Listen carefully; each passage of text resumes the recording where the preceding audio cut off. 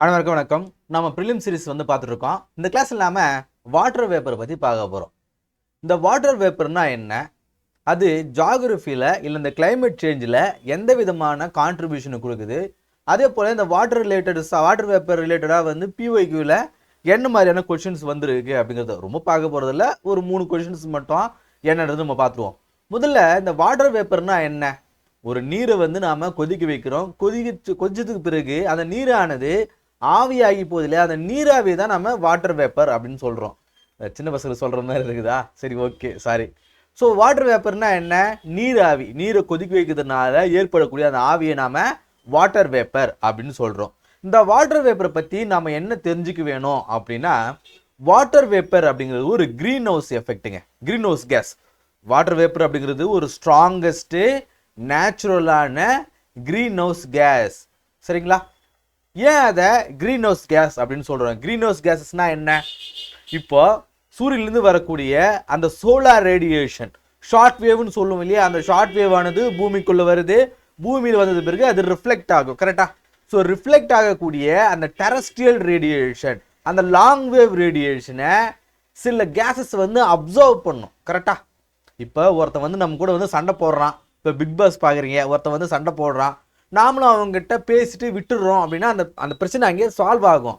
நம்ம ஃப்ரெண்டும் ஒருத்தர் இருப்பான், அவன் என்ன பண்ணுவான், அவன் போனவனை கூப்பிட்டு திரும்ப சண்டை இழுப்பான்.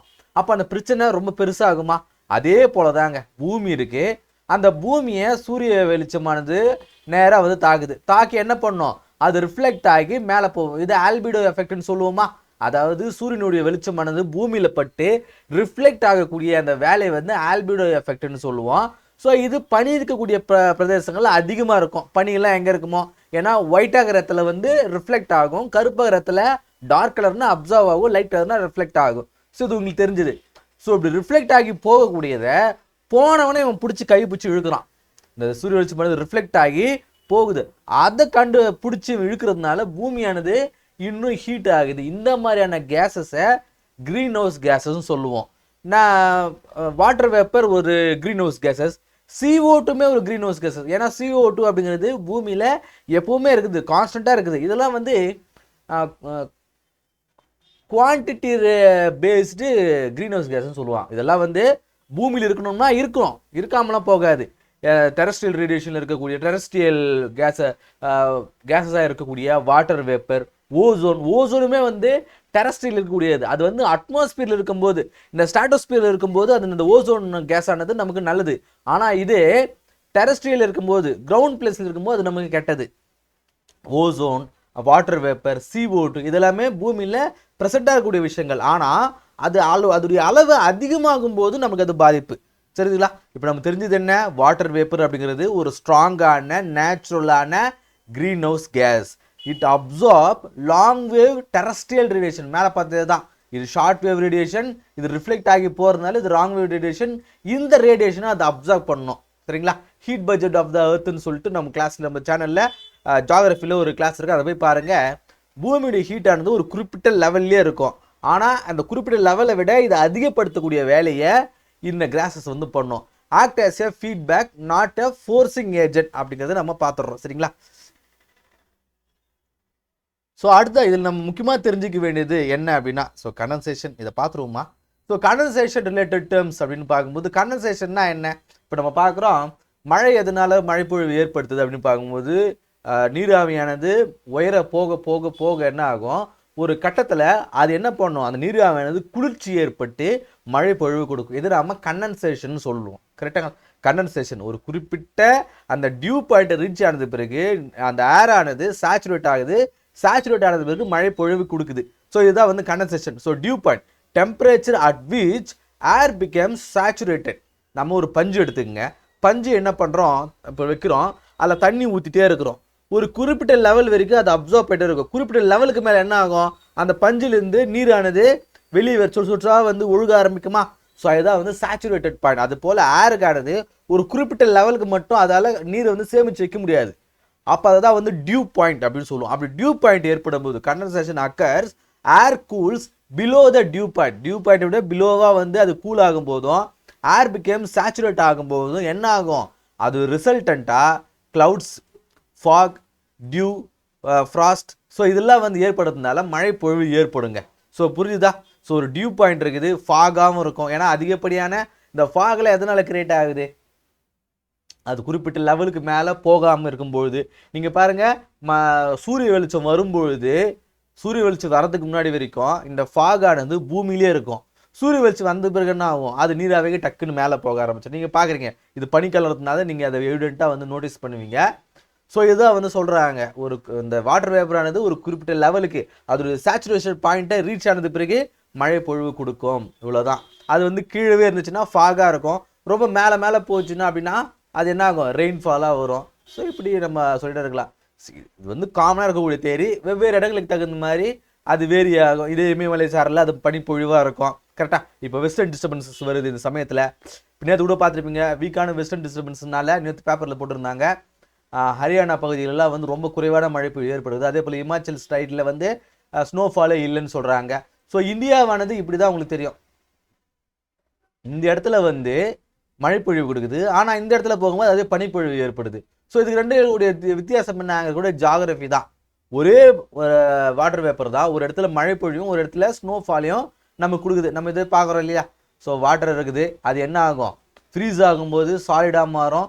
அதே வந்து சப்ளிமேஷன், அதாவது இந்த படிகம் இருக்கும், பதங்கமாதல்னு சொல்லுவோம் இல்லையா? அதை வந்து ஹீட் பண்ணும்போது அப்படி டைரெக்டாக வந்து அது வாட்டர் வேப்பராக வந்து மாறும். அதன் திரும்ப வந்து கண்டன்சேஷன் ஏற்பட்டால் திரும்ப ரெயினாக மாறும், திரும்ப இதுவும் வேப்பரைஸ் ஆகும், திரும்ப இது டெபாசிஷன் ஆகும். ஸோ ஒரு சர்க்கிள் ஆஃப் லைஃப் இல்லையா? நம்ம ஸ்கூல்லே பார்த்துருப்போம், பதங்கமாதல் நிகழ்வை சொல்லிட்டு. அப்போ கட்டியாக இருக்கும், கற்பூரம் எடுத்து வச்சு நாம் ஹீட் பண்ணணும் அப்படின்னா கட்டியாக இருக்கிற பொருள் வந்து லிக்விடாக தான் மாறணும். அது நேராக சாலிடாக இருக்கிற பொருள் அது லிக்விடாக தான் மாறணும். ஆனால் அது டைரெக்டாக வாட்டர் வேப்பராக மாறும் அப்படிங்கிறது நம்ம அங்கே படிச்சிருப்போம் இல்லையா? ஸோ இதெல்லாம் தாண்டி நம்ம முக்கியமான ஒரு விஷயத்தை பார்க்க போகிறோம். அது என்னன்னா, இப்போ பாருங்கள், water vapour is also a variable gas. ஒரு வேரியபிள் கேஸ் இந்த அட்மாஸ்பியர், வேரியபிள் கேஸ் இந்த atmosphere which decreases with altitude. அதாவது வாட்டர் வேப்பர் ஆனது, இதுதான் பூமி அப்படின்னா, கீழே அதிகமாக இருக்கும், மேலே போக போக போக என்ன ஆகும் அப்படின்னா இதோடைய அளவானது குறையும். கீழே வந்து ஒரு 10 லிட்டர் சொல்கிறேன், சும்மா ஒரு பேஜுக்கு சொல்கிறேன், ஒரு 10% இருக்குது அப்படின்னா மேலே போக போக போக 2% தான் இருக்கும். ஸோ இதான் வந்து வாட்டர் வேப்பர், ஒரு வேரியபிள் கேஸ். வேரி ஆகும், இடத்துக்கு தகுந்த மாதிரி வேரி ஆகும். Water vapour also decreases from equator towards pole. இது பூமி இருக்கு, இது ஈக்குவட்டார், இது வந்து போல். சரிங்களா? இங்கே அதிகமாக இருக்கும் வாட்டர் வேப்பர். போலை நோக்கி போக போக, துருவ பகுதியை நோக்கி போக போக இந்த வாட்டர் வேப்பருடைய அளவானது டிக்ரீஸ் ஆகும். காரணம் என்ன? இங்கே வந்து சூரிய வெளிச்சம் அதிகமாக இருக்கும். சூரிய வெளிச்சம் அதிகமாக தான் அங்கே இருக்கக்கூடிய வாட்டர் ஆனது நீராவியாக வெளியே வரும். கரெக்டாக? இப்போ இங்கே சூரியன் போகுமா? சூரிய வெளிச்சம் இங்கே போகுமா? போகாது. ஸோ இது ரொம்ப ட்ரிக்கியான கேள்வி. இதெல்லாம் வந்து ப்ரீவியஸ் இயர் கொஸ்டின் பேப்பரில் வந்துருக்குது. வாட்டர் வேப்பர் ஈக்குவட்டாரில் அதிகமாக இருக்குமா, இந்த போல் ரீஜனில் அதிகமாக இருக்குமா அப்படின்ற கேள்வி வரும். அடுத்தது, இந்த warm and wet tropics it may account for 4% of air by volume, while in the dry and cold areas of desert and polar regions it may less than 1% of the air. அதாவது என்ன சொல்றாங்க, இந்த ஈக்குவட்டார், இந்த வார்மா இருக்கக்கூடிய இந்த பகுதியாகட்டும், tropical range இந்த பகுதிகளில் காற்றுல இருக்குது இல்லையா, இந்த அட்மாஸ்பியர் கூடிய காற்றுல 4% வந்து இந்த வாட்டர் வேப்பர் இருக்குமா. ஆனால் அதே ஒரு ட்ரையான கோல்டான ஒரு ஏரியாஸில் இல்லை இந்த போல் ரீஜன்ஸ்லாம் நம்ம பார்க்கும்பொழுது அங்கே வந்து 1% தான் இருக்குமா வாட்டர் வேப்பர். ஸோ இங்கே அதே தான் சொல்கிறாங்க, திரும்ப ஒரே விஷயத்தை தான் திரும்ப சொல்லிட்டு இருக்காங்க. Water vapour also contributes the stability and instability இந்த ஏர். ஒரு ஸ்டெபிலிட்டி கொடுக்கக்கூடிய வேலையும் அது செய்யுது, இன்ஸ்டெபிலிட்டி கொடுக்கக்கூடிய வேலையும் அது செய்யுது. இந்த 4 பாயிண்ட் ரொம்ப முக்கியமானதுங்க. என்னென்ன பாயிண்ட்டு? உயரம் போக போக வாட்டர் வேப்பருடைய அளவானது குறையும். அதே போல் ஈக்குவட்டார் இருந்து போல் நோக்கி போக வாட்டர் வேப்பருடைய அளவானது குறையும். அதே போல் வாட்டர் வேப்பரானது ஈக்குவட்டார் ரீஜன்லையும் இந்த டிராபிக்கல் ரீஜன்லையும் வெட் டிராபிக்கல் ரீஜன்லையும் வந்து 4% இருக்கும். அட்மாஸ்பியரில் கூடிய ஏருடைய பர்சன்டேஜில் வாட்டர் வேப்பருடைய அளவு வந்து 4%. ஆனால் ட்ரையாக இருக்கக்கூடிய கோல்டாக இருக்கக்கூடிய டெசர்ட்ல ஆகட்டும் போல் ரீஜன்ஸில் வந்து 1% இருக்கும். அதே போல் இது வாட்டர் வேப்பரானது ஏரில் இருக்கக்கூடிய ஸ்டெபிலிட்டியும் இன்ஸ்டெபிலிட்டியும் வந்து கண்ட்ரோல் பண்ணுதுன்றது நம்ம பார்க்குறோம். சரியா? இப்போ புரிஞ்சிடுச்சா? இப்போ ப்ரீவியஸ் இயர் கொஸ்டின் பேப்பர் 2024 ஒரு கொஸ்டின் கேட்டிருக்காங்க. ஸோ இதையே ரிப்பீட் பண்ணிட்டுருக்கிறேன்னா ஓகே ஓகே சாரி இன்னொரு கொஸ்டின் ஆட் பண்ண வேண்டியது தப்பு பண்ணிட்டேன். சரி ஓகே விடுங்க, இதை மட்டும் நம்ம பார்த்துருவோம். With reference to water vapour which of the following statement is correct? 2024 கேட்ட ஒரு ப்ரீவியஸ் ஒரு கொஸ்டின் பேப்பர் ப்ரிலிம்ஸில் வாட்டர் வேப்பர் கொடுத்து கீழே கூடிய ஸ்டேட்மெண்ட் எதுன்னு கேட்குறாங்க. It is a gas. ஆமாம். The amount of which decreases with altitude, உயரம் போக போக இதோடைய அளவானது அமௌண்ட் ஆனது குறையும். கரெக்டாக? இது சரியான answer. Its percentage is maximum at pole. Pole ரீஜனில் இதோடைய பர்சன்டேஜ் அதிகமாக இருக்குமா? கிடையாது. இப்போ தானே பார்த்தோம், இங்கே 1% இருக்கும், இங்கே 4% இருக்கும். அப்போ இது தவறான ஆன்சர். அப்போ கரெக்டான ஆன்சர் எது? Option A 1 only. இதுதாங்க. எவ்வளோ ஈஸியாக பாருங்க. ரொம்ப ட்ரிக்கியான ஒரு கொஷின், ஆனால் நம்மளை கான்செப்ட் நம்ம தெளிவாக இருந்தோம்னா அதை ஆன்சர் பண்ணிட முடியும். சரியா? இன்னும் 2 கொஷின் எடுத்துங்க, அதை நான் இன்க்ளூட் பண்ணாமல் விட்டுட்டேன். சரி ஓகே, நீங்களே வந்து ப்ரீவியஸ் கொஷின் பேப்பரை எடுத்து பார்த்து இந்த வாட்டர் வேப்பருக்கு உண்டான அந்த கொஷினை சால்வ் பண்ணுங்கள். ஸோ இந்த கிளாஸில் நாம் ரொம்ப ட்ரிக்கியான ப்ரிலிம்ஸில் கேட்கக்கூடிய இந்த வாட்டர் வேப்பர் ரிலேட்டடான அந்த மெயினான கான்செப்ட் என்ன, ஒரு ப்ரீவியஸ் கொஷின் பேப்பரையும் ஒரு கொஷின் ஒன்று நம்ம பார்த்தோம். இந்த கிளாஸ் யூஸ்ஃபுல்லாக இருந்தவங்கன்னு நினைக்கிறேன். அடுத்த கிளாஸ் சந்திப்போம். நன்றி.